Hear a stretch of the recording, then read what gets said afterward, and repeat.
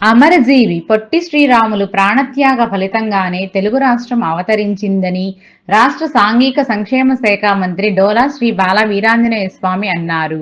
అమరజీవి పొట్టి శ్రీరాములు వర్ధంతి సందర్భంగా ఒంగోలులోని సివిఎన్ రీడింగ్ రూమ్ సర్కిల్ వద్ద ఉన్న పొట్టి శ్రీరాములు విగ్రహానికి సోమవారం రాష్ట్ర సాంఘిక సంక్షేమ శాఖ మంత్రి డోలా శ్రీ బాల వీరాంజనేయ స్వామి, జిల్లా కలెక్టర్ పి రాజాబాబు, సంతనూతలపాడు శాసనసభ్యులు బిఎన్ విజయ్ కుమార్, గిద్దలూరు శాసనసభ్యులు Muthumula Ashok Reddy, joint collector R Gopalakrishna పూలమాలలు వేసి ఘనంగా నివాళులు అర్పించారు.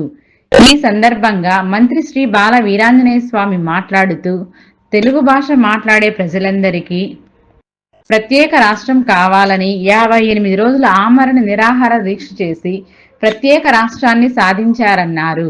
రాష్ట్ర ప్రభుత్వం పొట్టి శ్రీరాములు వర్ధంతిని ఆత్మార్పణ దినోత్సవంగా గత సంవత్సరం అధికారికంగా ప్రకటించడం జరిగింది. జిల్లా కలెక్టర్ రాజాబాబు మాట్లాడుతూ, ఆంధ్రుల పౌరుషానికి ప్రతీకగా భాషా ప్రయుక్త రాష్ట్రాలు ఏర్పడ్డాయని అన్నారు. మహాత్మా గాంధీ చేపట్టిన స్వాతంత్ర ఉద్యమంలో పొట్టి శ్రీరాములు చురుకుగా పాల్గొన్నారన్నారు. పొట్టి శ్రీరాముల ఆశయాలను ప్రతి ఒక్కరూ పాటించాలన్నారు. ఈ రాష్ట్రాన్ని వారు సాధించారు. ఆ ఫలితంగా మనం తెలుగు రాష్ట్రాలు, అదేవిధంగా వారు చనిపోయిన తర్వాత కొద్ది నెలల తర్వాత దాదాపుగా 10 నెలలకి ఆంధ్ర రాష్ట్ర ప్రకటన జరిగింది. ఈ రోజున వారి త్యాగ ఫలితంగానే ఈ రాష్ట్రం ఏర్పడింది. కాబట్టి ఆ మహనీయుని యొక్క సేవల్ని, వారి త్యాగాన్ని మనం స్మరించుకుంటూ వారికి నివాళులు అర్పిస్తూ, అదేవిధంగా ఆంధ్రప్రదేశ్ రాజధాని అమరావతిలో 58 అడుగుల ఎత్తైనటువంటి పొట్టి శ్రీరాములు గారి విగ్రహాన్ని భూమి పూజ కూడా చేయడం ఏర్పాట్లు జరుగుతూ ఉన్నాయి.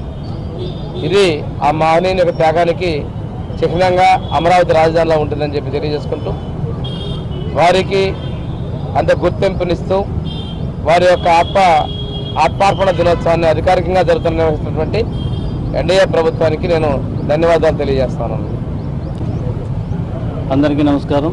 ఈరోజు పొట్టి శ్రీరాములు గారి వర్ధంతి జరుపుకుంటున్నాము. రాష్ట్ర వ్యాప్తంగా అఫీషియల్గా ఈ ప్రోగ్రాం చేస్తున్నాము. అందులో భాగంగా ఈరోజు స్టాట్యూకి మనం పూలమాల వేసి శ్రద్ధాంజలి ఘటించడం జరిగింది.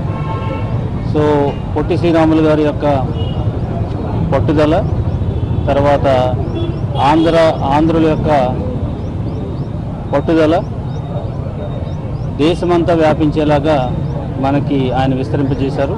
అప్పట్లో మనము తెలుగువారికి రాష్ట్రం అనేది లేకోకుండా వాళ్ళకి గుర్తింపు లేని పరిస్థితిలో సో వారు